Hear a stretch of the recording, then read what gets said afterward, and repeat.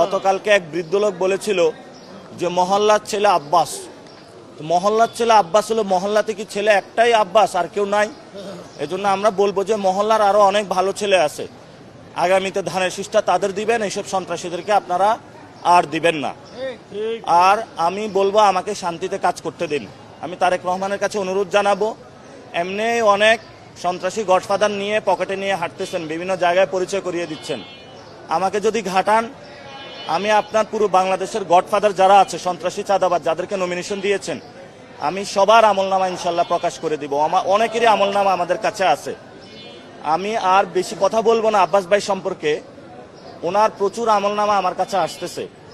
আমি ওনাকে একটা সুযোগ দিয়েছিলাম যে উনি দ্রুত গতিতে সংশোধন হবেন, জনগণের টাকা জনগণের কাছে ফেরত দিবেন এবং তারপরে সংশোধন হয়ে নতুন বাংলাদেশ গঠনে উনি আগ্রহী হবেন।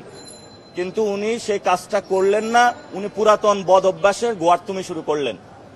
তা আমি ওনাকে আহ্বান করব, সময় এখনো আছে সংশোধন হওয়ার।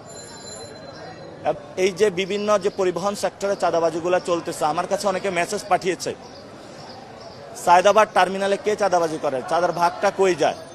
মাল্টি লেভেল মার্কেটিং সিস্টেমে হলো তারা চাঁদাবাজি করে, অর্থাৎ ওয়ার্ড কমিটি থেকে একদম আব্বাস থেকে একদম তারেক রহমান পর্যন্ত চাঁদার ভাগ যায়।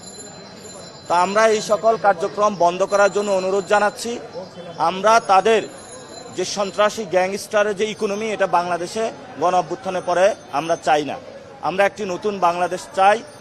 আমরা আগামী 5 দিন হলো ভোটার যোগ করব, অর্থাৎ একদম ক্লোজ টু ভোটারের কাছে যাব এবং ভোটারদেরকে গিয়ে এটা বলবো যে আপনারা নির্ভয়ে ভোট দিতে যাবেন ভোট কেন্দ্রে, কেউ ভয় পাবেন না। জনগণ যদি একসাথে ভোট দিতে যায়, নতুন বাংলাদেশ ইনশাল্লাহ গঠন হবে, আপনাদের ভয় পাবার কোনো কারণ নাই। গতকাল একজন বলেছিলেন যে বুকের পাঠা থাকলে বাইতুল মোকাররমে সালিশ বসানোর জন্য। আমরা সেই জায়গায় বলতে চাই, আপনারা গতকালকে নিউজ মিডিয়ার মাধ্যমে দেখেছেন যে বাইতুল মোকাররমে ব্যবসায়ীদেরকে আটকিয়ে রাখা হয়েছে। এখন আপনি বলবেন যে সালিশ বসান এবং বিচারটা হলো আমার পক্ষে দিতে হবে, জোর করে আপনি বিচার নিয়ে যাবেন। তা আপনি যে গতকালকে বাইতুল মোকাররমে এইভাবে ব্যবসায়ীদেরকে বন্দি করে রাখলেন, এটা কোন সভ্য সমাজের উদাহরণ? 2 নম্বর বিষয়, গণ অভ্যুত্থানের পরে অনেক মানুষ বাইতুল মোকাররমে যে নিচতলা স্বর্ণের দোকানগুলা স্বর্ণ চুরি করতে এসেছিল। এই স্বর্ণ চুরি যারা করতে এসেছিল তারা কারা, এটা প্রশাসনকে সিসি ক্যামেরা চেক করে আইডেন্টিফাই করার জন্য আমরা আবেদন জানাচ্ছি। আপনারা জানেন বিএনপির যারা নির্যাতিত ছাত্রদল এবং যুবদলের যারা নির্যাতিত নেতাকর্মী, আমরা তাদের প্রতি একটি আহ্বান জানাবো। আহ্বানটা হলো যে আপনারা যে আব্বাস নৌকা উঠছেন, এই আব্বাস নৌকার তলা ফুটা হয়ে গিয়েছে। এই আব্বাস নৌকা থেকে দ্রুত নামুন, এটা আপনাদেরকে বাঁচাইতে পারবে না। আপনারা যদি তওবা আস্তাগফিরুল্লাহ পড়ে আসেন, ইনশাল্লাহ আমাদের দরজা খোলা আছে।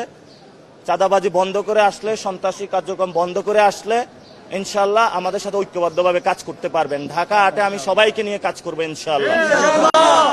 আর হাবিবুল্লাহ বাহারে যারা আমার উপরে আক্রমণ করেছে, ওরা না বুঝে আক্রমণ করেছে, আমি তাদেরকে ক্ষমা করে দিলাম। কারণ ঢাকা 8-এ অনেকে না বুঝে আমাকে হ্যারাস করতেছে, আক্রমণ করতেছে।